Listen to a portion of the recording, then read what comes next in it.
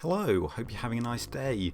Today I'd like to show off Domu no Yabu F1 GP Nippon no Chousen, or something like that. My Japanese pronunciation isn't spectacular. This was a game made in conjunction with Dome, the Japanese race car builders. They had an F1 project, and if you've never heard of it, then you can probably figure out how that project went. So they made a game basically showing the entire process of building a Formula 1 car, from deciding how it's packaged, to designing the aerodynamics for it, to making the carbon fibre monocoque and deciding how the gearbox is going to be, and the suspension geometry. It's pretty detailed, and yeah, I think it's a fascinating game. I don't think it's particularly well executed in a couple of areas, but we'll get onto that later. Also, in the description you'll find a link to a complete translation of this game, because I went to the effort of that just to try and understand what was going on and hopefully do a little better in it. So yeah, check that out if you do want to play this. You can just emulate it, it's a PlayStation 1 game. So when you start the game, you get given a little bit of information and backstory behind the idea. Basically it's like, oh, Japan doesn't have race cars, it needs more race cars, is the general gist of that, which is a policy that I can absolutely get behind. And then you go through this long list that gives you an idea of what you're actually doing. Basically the upshot is you need to build a car to beat the pole time Reign Suzuka in 1995. That pole time is a 1 minute 38. My best effort is a 1 minute 53 or so. So yeah, I'm still quite far off of it.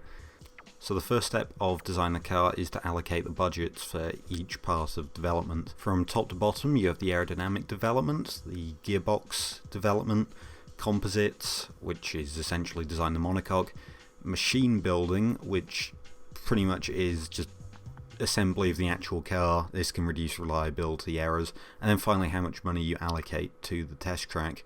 The more money you allocate into each area, obviously the more development you can do. That number on the right next to the aerodynamic development basically says how many times you can go back and exchange parts. So here I can do 5 extra runs through the wind tunnel where I can swap out parts. So say put a new diffuser on the car, for example. The next step is to do the packaging layout. So here you can decide things like track width, where the driver sits in the car, the fuel tank position, engine, gearbox, radiator and wheelbase. There's not really a visual effect when you adjust these things, but these do have actual performance effects. And then there's a nice stat sheet at the end that tells you things like the centre of gravity height, the overall weight of the car, and the moment of inertia. Following that you get to do Aero Development. So first of all you just get to select all the parts of the car. So this is everything from the type of monocoque that you have, whether it's a high nose or low nose, and then further on things like the diffuser setup, the type of beam wing you have and main rear wing, the cowls, the side pod, everything.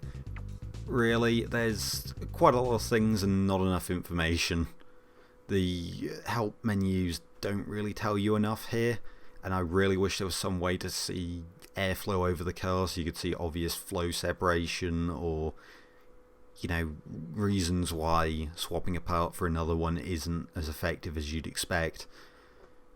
So you're left a little bit in the dark here, and I've taken to noting down all my setups and doing back-to-back comparisons on them. So I've got a nice spreadsheet here that I just keep and update as I do runs to try and get an idea of what parts do. And then in the wind tunnel itself you can adjust the angle of attack on both the front and rear wings, and then decide if there's a gurney flap on them.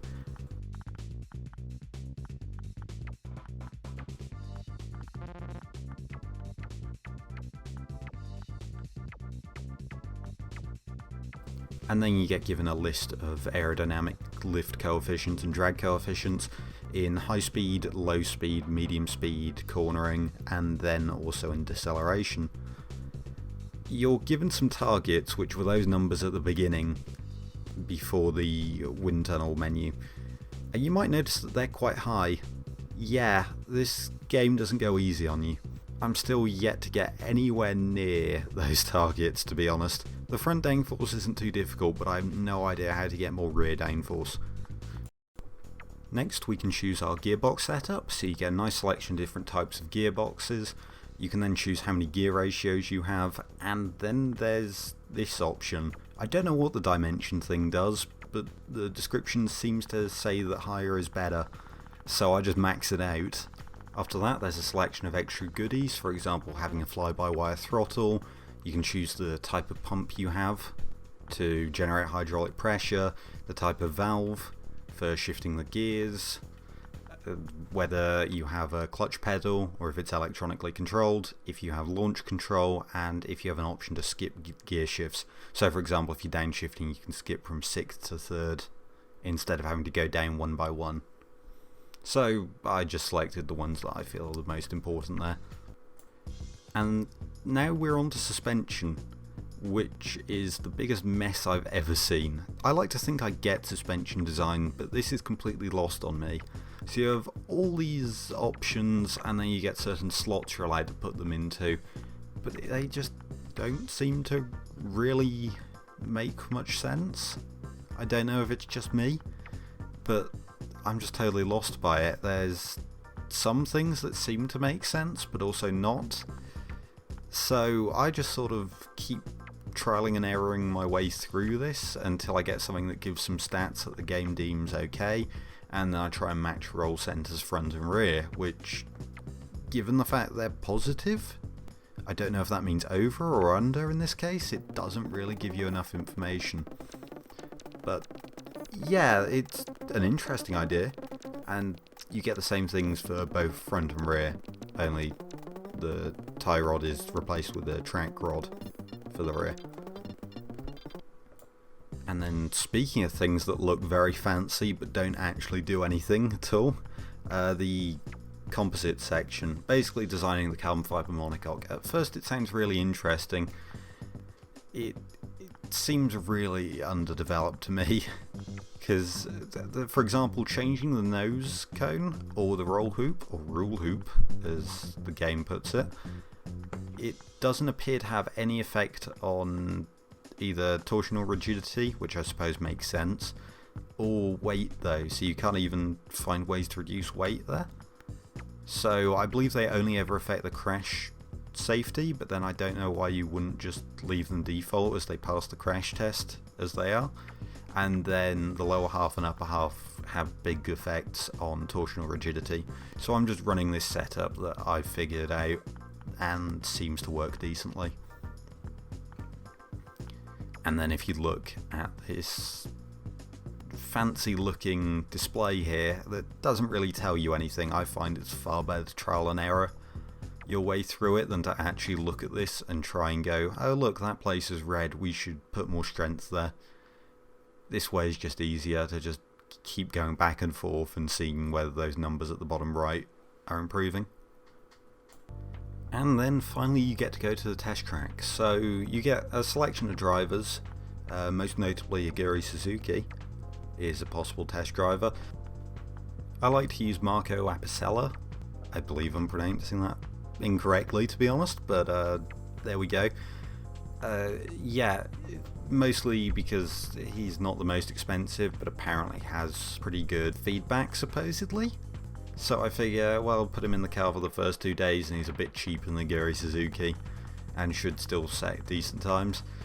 Then I buy 2 sets of hards and I buy an extra set of hard on the second shakedown day using the same driver, and then on the final day I hire Aguri Suzuki and all the softs I can afford, because you only get 3 days of testing. Car setup has a lot of options, but most of them are relating to stopping the car bottoming out, which by the way is pretty much the only feedback I ever get. It's just telling me the rear suspension is too low, or the rear bump rubber isn't enough, or the rear packer isn't enough, and they just ask for more and more until the rear is too stiff and the car isn't drivable. So I've learnt to ignore driver feedback.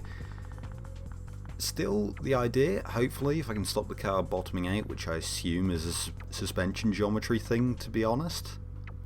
I don't know, it just seems that way based on how easily the car bottoms out, even with a full raised rear suspension with maximum bump rubbers and whatever. I assume the drivers will eventually give good feedback, but I don't know. So then I just send the car out on hard tyres and just figure out some stuff, see what makes the car go quicker.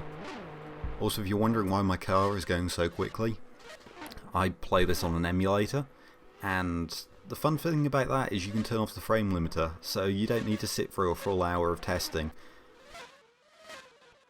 When you go back into the pits during a test session, it does actually take time to make adjustments, so you do need to keep that in mind. Certain things, especially things like camber or swapping the sway bars, can take a lot of time out of your session, so remember to set them up before you actually agree to go out in the test session.